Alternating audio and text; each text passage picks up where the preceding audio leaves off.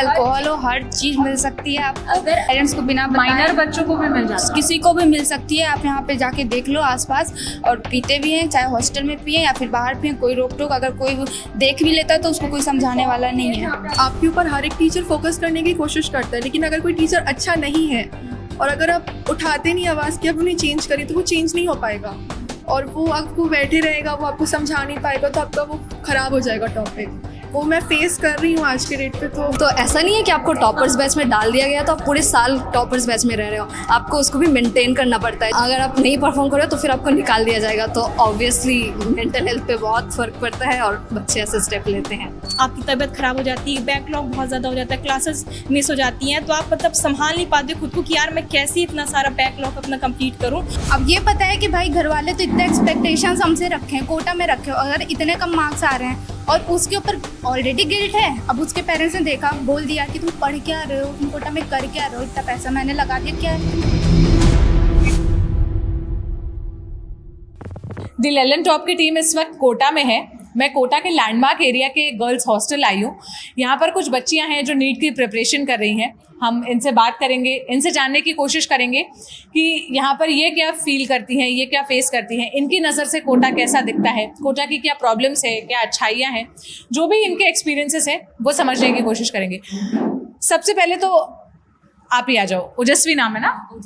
ओजस्वी, आप कहाँ, क्या सारी लड़कियाँ यहाँ एलन में ही पढ़ती हैं? हाँ, सारे यहाँ पे एलन में ही पढ़ते हैं और सब नीट के एस्पिरेंट्स हैं। सब नीट के एस्पिरेंट्स। तो क्या वजह है कि सारे बच्चे यहाँ एलन में ही पढ़ते हैं? क्या ये जो एरिया है ना लैंडमार्क सिटी, तो यहाँ पे सिर्फ एलन की ही बिल्डिंग्स हैं, तो मतलब जो एलन के बच्चे हैं वही यहाँ पे रहते हैं।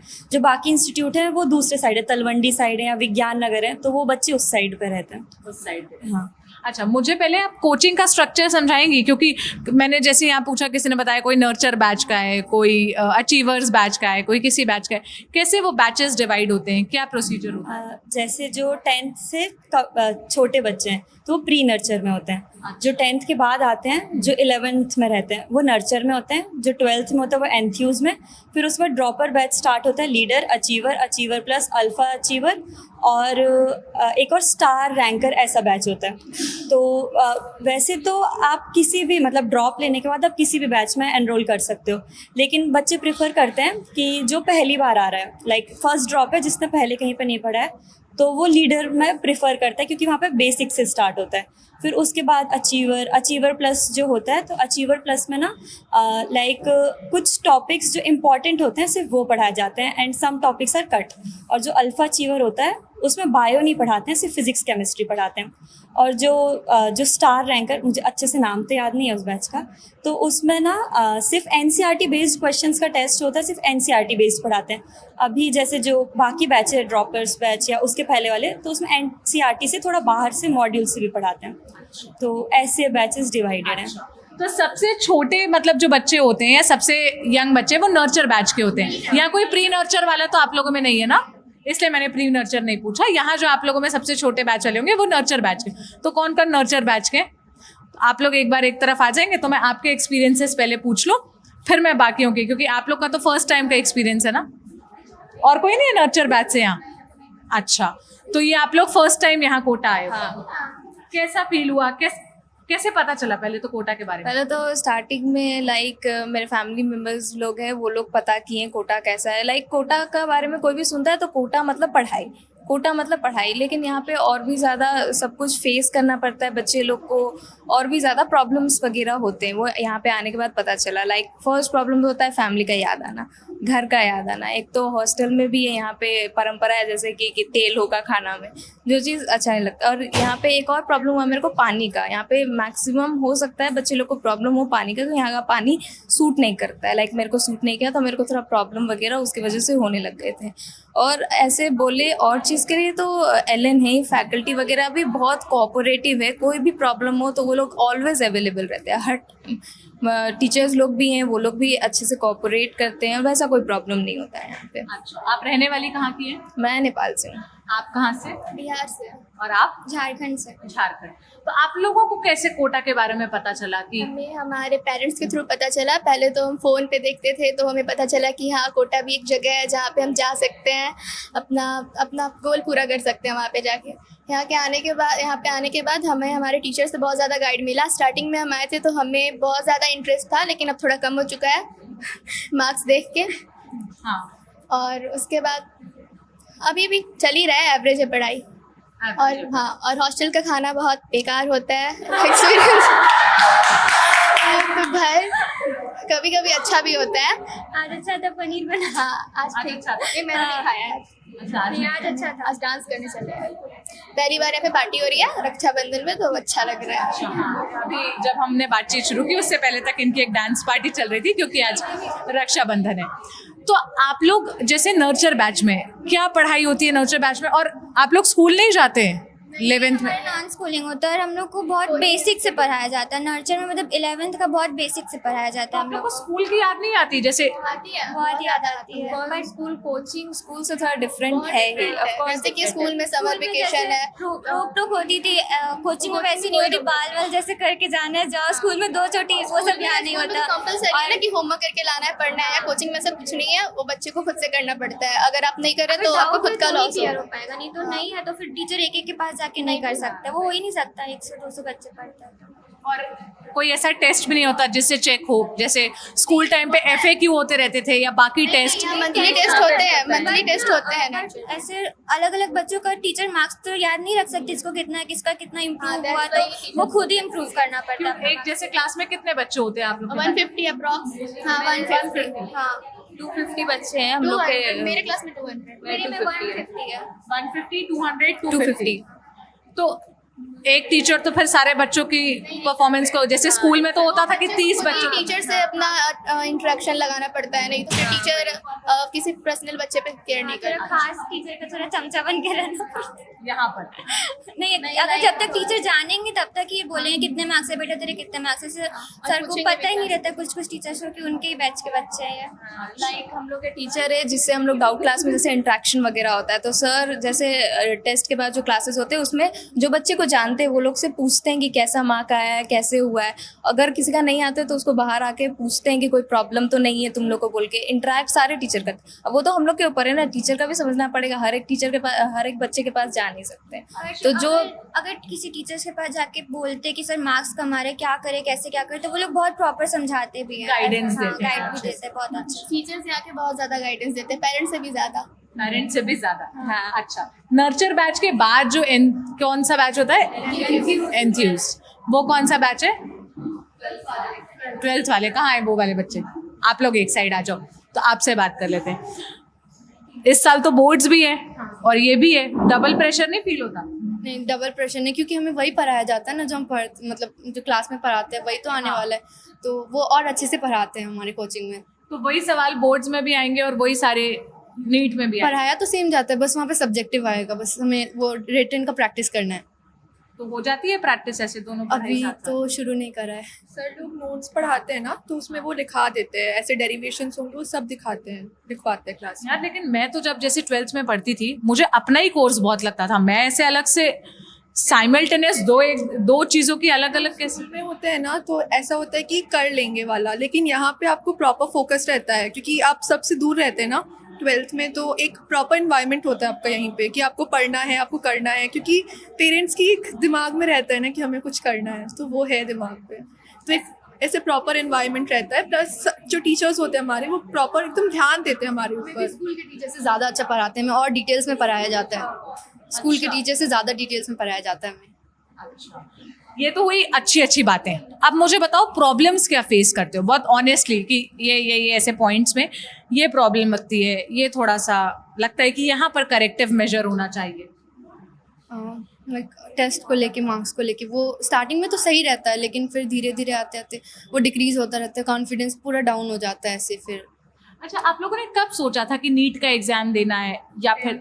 हाँ, 10th में ही सोचा था मैंने। मैं तो मैथ्स लेने वाली थी, लेकिन जब कोविड का टाइम था उस टाइम और लॉकडाउन भी था, लेकिन जब पेरेंट्स होते हैं ना तो वो देखे चीज़ें, मेरे फादर की उस टाइम हेल्थ भी डाउन थी, तो उनको लगा कि doctor is a better option than engineers, क्योंकि वो एक नोबल प्रोफेशन होता है ना। तो वो एक अंदर से फीलिंग आया है। उसके बाद से जब से 11th में है तो वो दिमाग में रहता है कि डॉक्टर बनना है। पहली बार मतलब पापा की बातों से ख्याल आया, आपको कैसे आया? मेरी दीदी इसी फील्ड में थी तो मुझे उनसे थोड़ा सा इंस्पिरेशन मिला कि हाँ मुझे भी ये करना चाहिए था। दीदी कॉलेज में भी, हाँ नीट दिया था और वो कॉलेज में हो गया उनका भी। कॉलेज में जी। अच्छा, अब जो बाकी बैच वाले स्टूडेंट्स हैं जिन्होंने, जो अचीवर्स बैच के हैं, लीडर बैच के फर्स्ट ड्रॉपर, आप लोग आ जाइए आगे। तो अब हम आपसे बात कर लेते हैं। बाकी और कहाँ गए लीडर बैच वाले? और कौन है? और कोई नहीं है लीडर बैच से? आप लोग सब अचीवर हो? आप भी अचीवर, आप भी अचीवर हो, आप भी अचीवर, नर्चर हो, बस लीडर से आप ही दोनों? कौन है और? बताना सच सच यार, कोई लीडर बैच से नहीं है। लीडर बैच पहले शुरू हो जाता है एक्चुअली। लीडर बैच पहले कैसे, मतलब कब से? मतलब लीडर बैच का भी ऐसा रहता है, नीट के एक तो जस्ट बैच शुरू हो जाता है, और मतलब एक ऐसा उसके मतलब ज़्यादा बैचेस नहीं लगते लीडर बैचेस के, 1-2 बार ही बैचेस का मतलब डेट आती है कि तो वो 1-2 बार ही लगते हैं। तो हमने सबसे पहले ले लिया, इसलिए हम कम ही लोग। अच्छा, आप दोनों ही? ओके, तो कैसे डिसाइड किया कि 12th के बाद अब मुझे कोई और स्ट्रीम में नहीं जाना, मुझे एक और अटेम्प्ट नीट का देना है, मतलब वो फैसला कैसे आपने लिया? मेरा बचपन से सपना यही था कि मुझे डॉक्टर बनना है, मेरा क्लियर गोल था। मतलब कितनी बड़ी थी तब? मतलब जब मेरे को लगा कि हाँ, जब मैंने पढ़ाई पर फोकस किया कि अब मेरे को क्या करना चाहिए, मैंने अपने इंटरेस्ट ढूंढा कि मेरे को किस चीज़ में इंटरेस्ट आ रहा है। मेरे को मतलब बिल्कुल इंटरेस्ट नहीं था कि ऐसे, मेरे को सब कुछ अच्छा लगता था, लेकिन फिर धीरे धीरे मेरे को मेडिकल फील्ड में इंटरेस्ट आया कि नहीं, मेरे को डॉक्टर ही बनना है। मैंने ही डिसाइड किया। फिर उसके बाद जब 12th में मैंने नीट दिया तो मेरा नहीं निकला, तो फिर उसके बाद मैंने सोचा कि नहीं, इस बार मुझे इतना ज़्यादा मेहनत करना है कि मतलब रिजल्ट भी सोचने पर मजबूर हो जाए कि नहीं, इसको तो निकालना है। मैंने इसीलिए दोबारा से फर्स्ट ड्रॉप लिया और मैंने कहा मुझे दोबारा से प्रिपरेशन करनी है। कहाँ की रहने वाली हो, क्या नाम है आपका? मैं उत्तर प्रदेश फिरोजाबाद, मेरा नाम वर्तिका है। वर्तिका। तो फिर वर्तिका यहाँ आने का फैसला कैसे लिया, कोटा के बारे में कैसे सुना था? एक्चुअली मुझे तो इतना नहीं पता था, क्योंकि जब हम स्कूल में रहते हैं तो हम लोग को इतना बाहर की नॉलेज नहीं होती है, हमारे पेरेंट्स हमें बताते हैं स्पेशली। तो मैंने अपने पापा से ही सुना, पापा ने कहा कि अच्छा तुम्हें डॉक्टर बनना है, मेरा ड्रीम दे, उन्होंने मुझसे पूछा। तो फिर उसके बाद उन्होंने मुझे बताया कि अच्छा इस तरह से रहता है, कोटा होता है, वहाँ पर आप जाकर अपना प्रिपरेशन कर सकते हो। उन्होंने ही मेरे को गाइडेंस दिया कि अच्छी जगह, सबसे बेटर जगह जाना चाहिए, क्योंकि अगर एक बार में हम कोई अच्छी चीज़ चॉइस करते हैं तो हमको अपनी ड्रीम स्टेट मिलती है। आपने क्यों चूज किया कि एक अटेम्प्ट और देती हूँ? क्योंकि मेरा सपना था डॉक्टर बनना। कैसे, मतलब सपना कैसे होता है? मेरा तो बचपन में सपना था कि एक कोई चॉकलेट वर्ल्ड हो। बचपन के सपने तो कितने सिली होते हैं आप लोग? बचपन में तो उतना बचपन नहीं, हाँ। 8-9 के बाद जब समझ आने लगती है कि हाँ मेरा हाँ। इंटरेस्ट इस सब्जेक्ट में है या इसमें नहीं है, तो बायोलॉजी में इंटरेस्ट हाँ, था? बायोलॉजी में इंटरेस्ट था, तो फिर मैंने सोचा डॉक्टर ही बनना है। और डॉक्टर ही क्यों? और भी तो कितनी सारी स्ट्रीम है, कितनी सारी चीजें हैं। डॉक्टर का प्रोफेशन कितना अच्छा होता है, आपने देखे कितनी ज्यादा मेहनत होती है, कितनी मेहनत, इज्जत भी तो मिलती है, उतनी रिस्पेक्ट भी तो मिलती है डॉक्टर्स को, लेकिन सीट्स कितनी कम होती है, कंपटीशन कितना टफ होता है। तो उसके लिए तो मेहनत करनी होगी। और कॉम्पिटिशन तो हर चीज़ में है, मेहनत तो हर चीज़ में करनी पड़ती है, कोई भी चीज़ आसान नहीं होती। किसी भी चीज़ को आप चूज़ करेंगे उस सब में मेहनत करनी पड़ती है, बिना मेहनत के तो कुछ नहीं मिलेगा। इतना क्लियर और वो है, डेडिकेटेड गोल है। अब मुझे अचीवर्स बैच के बच्चों से बात करनी है। मैं वहीं आ जाऊँ? हाँ, आप लोग आ जाओ, फिर आ जाओ ओजस्वी, आप भी अचीवर प्लस है। तो अचीवर्स कौन से हैं? जो जस्ट 12th के बाद वाले? लीडर हाँ। अच्छा, आप लोग सब अचीवर्स बैच के हैं। तो कैसे आए, कैसे कोटा के बारे में पता चला, कब आए, कितना समय हो गया, ये बताइए। मैं तो पिछले साल आई थी 12th के जस्ट बाद। मेरे भैया भी यहीं से एलन से उन्होंने किया था, तो उनका IIT में सिलेक्शन हो गया था। तो उसके बाद मतलब घर पे होता है, अगर कोई एक कर ले तो फिर सब कहते हैं अरे तुम भी जाओ, तुम भी करो। तो उस तरह जैसे मेरा 12th का रिजल्ट आया तो 12th में अच्छे परसेंटेज आ गए थे। तो उसके बाद मेरे पापा ने कहा कि बेटा आप एक बार जाओ, ट्राई करो, अपनी पूरा 100% दो, नहीं होगा आपको छोड़ दो। तो मैं पिछले साल आई थी, तो पिछले साल मैं जानती नहीं थी इन सब चीज़ों के बारे में, अचीवर होता है, लीडर होता है, ये सारे बैचेज होते हैं। तो मैंने पिछले साल लीडर बैच लिया था। उस साल इतना अच्छा परफॉर्मेंस नहीं था, क्योंकि पहले साल जब बच्चा आता है एक नॉर्मल जगह से आता है निकल के, स्कूलिंग भी आपकी डिपेंड करती है कि आप CBSE स्कूल में पढ़ रहे हो या स्टेट बोर्ड में पढ़ रहे हो। ये सारी चीज़ें बहुत मैटर करती है, क्योंकि बेस आपका स्कूल से ही एक कहीं ना कहीं बनता है। तो उसके बाद मैं यहाँ पे आई तो पहला साल मेरा उतना अच्छा नहीं था, लेकिन मैंने फिर सेकेंड साल मतलब मेरे घर वालों ने बहुत सपोर्ट किया इन सारी चीज़ों में। पापा मेरे बहुत सपोर्टिव रहते हैं इन सारी चीज़ों में, नहीं आप करो, करना है आपको, जो मन है आप करो, अपने मन से करो। उनका भी मन है, लेकिन वो मुझे बहुत सपोर्ट करते हैं इन सारी चीज़ों में। घर वाले बहुत सपोर्ट करते हैं एक तरीके से। तो फिर मैंने दोबारा किया तो इस साल मतलब अभी सही चल रहा है। पर बीच बीच में ऐसा होता है कि जब आपके मार्क्स नहीं आते हैं, आप अच्छा स्कोर नहीं करते हो, आपकी तबीयत खराब हो जाती है, बैकलॉग बहुत ज़्यादा हो जाता है, क्लासेस मिस हो जाती हैं, तो आप मतलब संभाल नहीं पाते खुद को कि यार मैं कैसे इतना सारा बैकलॉग अपना कंप्लीट करूँ। यहाँ पे कोटा में अगर कोई भी बच्चा आ रहा है, कोई भी अगर मुझे सुन रहा है, तो वो ये चीज़ जान ले कि कोटा में अगर आ तो रहे हो आप, पर आप ये मत करके आओ कि फर्स्ट अटेम्प्ट में हो ही जाएगा। अगर 21 लाख बच्चे पेपर दे रहे हैं तो उनमें से पॉसिबिलिटी सिर्फ 1% 2% की ही है होने की। तो आप अपने मन को इतना मजबूत करके लाओ कि हाँ मुझे करना है, अपना 100% देना, ताकि घर में जाके मेरे अंदर कभी गिल्ट ना रहे किसी बात का। क्योंकि आप किसी चीज़ को 100% देते हैं, उसके बाद वो चीज़ नहीं भी होती तो हमें सुकून रहता है मन में कि मैंने अपना 100% दिया है उस चीज़ में। तो इन सारी चीज़ों को सोच के आएँ। और बहुत सारी चीज़ें यहाँ पे होती हैं, बहुत सारी चीज़ें आपको फेस करनी पड़ती है, क्योंकि यहाँ पे आपके पेरेंट्स नहीं हैं आपको कुछ भी बताने के लिए, आपको कोई फ्रेंड नहीं है यहाँ पे, आपके चाइल्डहुड फ्रेंड्स आपके सब घर पे हैं। तो आप यहाँ पे आए, फ्रेंड्स बहुत अच्छे से चुने, बहुत केयरफुल चुने। मेरे यहाँ पे सिर्फ 3 ही फ्रेंड्स हैं, और वो स्टार्टिंग से लेके अभी तक है मेरे साथ, मैं उन्हीं से बातें करती हूँ, उन्हीं से। तो आप फ्रेंड्स बहुत अच्छे चुने, वो आपकी जर्नी में भी आपकी बहुत सपोर्ट करेंगे। हर जगह पे आप जब गलत कर रहे होंगे, कोई भी चीज़ होगी, तो फ्रेंड्स आप बहुत अच्छे से चुने हर एक जगह पे, और मेहनत करते रहे। अगर आप मेहनत करेंगे तो आपको मंजिल ज़रूर मिलेगी। आज नहीं, कोई थोड़ी देर से मिलती है, लेकिन आपको मंजिल ज़रूर मिलती है। और ऐसा भी नहीं है कि मतलब अगर आपको नहीं मिल रहा है तो आप बिल्कुल कि मैं तो डॉक्टर ही बनूंगी, मैं तो मर जाऊंगी, मेरी ज़िंदगी बर्बाद है डॉक्टर बने बिना, ऐसा ना सोचे। बहुत सारे कभी कभी ऐसा होता है कि हम चाहते हैं ज़िंदगी हमें ये दे, पर कभी कभी ज़िंदगी ने बहुत खूबसूरत चीज़ें प्लान करके रखी होती है हमारे लिए, और जब ज़िंदगी अपनी प्लानिंग दिखाती है तो इतनी अच्छी होती है कि हम खुले दिल से उस चीज़ को अपनाते हैं। तो बहुत अच्छे तरीके से करें, और जो भी सुन रहा है बच्चा अपने मन को मजबूत रखे, फैमिली का सपोर्ट रखे, हर एक चीज़ में बहुत ज़्यादा ये सारी चीज़ें इफेक्ट करती हैं जर्नी में। आपका क्या नाम है? मेरा नाम आकांक्षा है। आकांक्षा, मुझे अपना शेड्यूल बताओ, मतलब यहाँ कोटा आने के बाद आपका शेड्यूल क्या होता है, सुबह से लेकर रात तक, a day in life of Akanksha? सबका अपना अपना शेड्यूल होता है। लाइक कुछ मॉर्निंग रीडर्स होते हैं, कुछ नाइट रीडर्स होते हैं। मैक्सिमम यहाँ पे लाइक नाइट रीडर्स होते हैं, जो I think so means dinner करने के बाद लगभग 10 बजे, 8:30 10 बजे से स्टार्ट करते हैं, दे रीड 3-4 बजे तक, जिसका जैसा हो, कोई 12 बजे, कोई 11 बजे। बट मेरा है कि मैं डे रीडर हूँ, तो मैं सुबह उठ के पढ़ती हूँ। आपका कोचिंग का टाइम क्या होता है, मतलब सुबह कितने बजे? क्या सभी लड़कियों की कोचिंग मॉर्निंग शिफ्ट में होती है? हाँ, मॉर्निंग शिफ्ट में होती है। मॉर्निंग शिफ्ट में। तो कितने बजे कोचिंग शुरू होती है? 6:45 से। 6:45। फिर क्या करती हैं, जैसे बताइए मुझे सुबह से लेकर रात तक का शेड्यूल। मतलब सुबह हम कोचिंग जाते हैं, कोचिंग से आते हैं तो हमारा माइंड थका रहता है, तो फिर हम सब एटलीस्ट 1 आवर का नैप लेते हैं। कितने बजे वापस आते हैं? लाइक 1 बजे छुट्टी हो जाती है, बट कभी कोई आते आते जब 15-20 मिनट हो जाते हैं तो लाइक 1:20, लाइक फिर हम खाना खाते हैं, मीन्स 2-3 बज जाते हैं रेस्ट करते करते। फिर आप नॉर्मल, फिर सबका अपना है कि उसके उठ के फिर क्या पढ़ना है, क्या करना है, वो सबका अपना है। तो मान लीजिए 3 बजे फिर पढ़ने बैठे, फिर क्या करते हैं?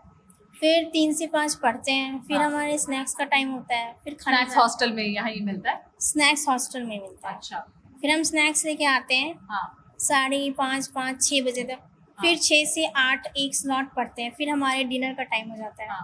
फिर डिनर करके आते हैं, फिर एक स्लॉट पढ़ते हैं, फिर रात हो जाती है, फिर सो जाते हैं। तो आप नाइट रीडर हैं या मॉर्निंग रीडर? आपने तो मॉर्निंग रीडर। तो आप रात में फिर कितने बजे सो जाती है? 10 बजे। और सुबह कितने बजे उठती है? 2 बजे। ये तो रात के 2 बजे हुआ, सुबह कैसे 2 बजे होता है? रात 2 बजे उठ के पढ़ती हूँ। हाँ, रात के 2 बजे। तो क्या मतलब 10 से 2 4 घंटे ही सोती हैं दिन में?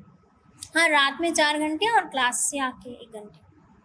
तो तो क्या इतना टफ एग्जाम होता है नीट की, आपको इतनी कम स्लीप लेनी है या इतना ज्यादा पढ़ना है? दिन के 10 6 आवर स्लीप ले सकते हैं आराम से। रात को भी आप 5 घंटे सो रहे हैं, उसके बाद आने के बाद भी आप सो जाएं 1 घंटे, उसके बाद दिन में क्या 10-12 घंटे पढ़ना पड़ता है नीट के लिए? पढ़ना पड़ेगा। ये पर्सन टू पर्सन वेरी करता है। किस बच्चे को बहुत जल्दी अपनी मेमोरी में वो कैच कर लेता है चीज़ों को, कुछ बच्चे को बहुत टाइम लगता है पढ़ने में। तो मेमोरी पे डिपेंड करता है कि आप कितना टाइम दे रहे हैं किसी चीज़ को। आप टाइम के हिसाब से ना पढ़ें, आप गोल सेट कर करके पढ़ें कि मतलब मुझे 1 दिन में 1 चैप्टर कंप्लीट करना है, ऐसे ऐसे करके करना है, तो वो हो जाए। अब मुझे जरा एक बात बताइए, जब से मैं यहाँ आई हूँ मैं एक बैच का नाम बहुत ज़्यादा सुन रही हूँ, जितने भी वो किसी भी इंस्टीट्यूट के बच्चे हो, चाहे LN के हों, चाहे मोशन के हों, चाहे अनअकैडमी के हों, चाहे मतलब XYZ कोई भी वो बताते हैं कि हर एक इंस्टीट्यूट में एक बैच होता है जो टॉपर्स का बैच होता है। आपके यहाँ उसको SRG बैच कहते हैं। तो क्या SRG बैच के बच्चों के ऊपर ज़्यादा ध्यान दिया जाता है? हाँ, बहुत ज़्यादा ध्यान दिया जाता है। तो ये कुछ उल्टा सिस्टम नहीं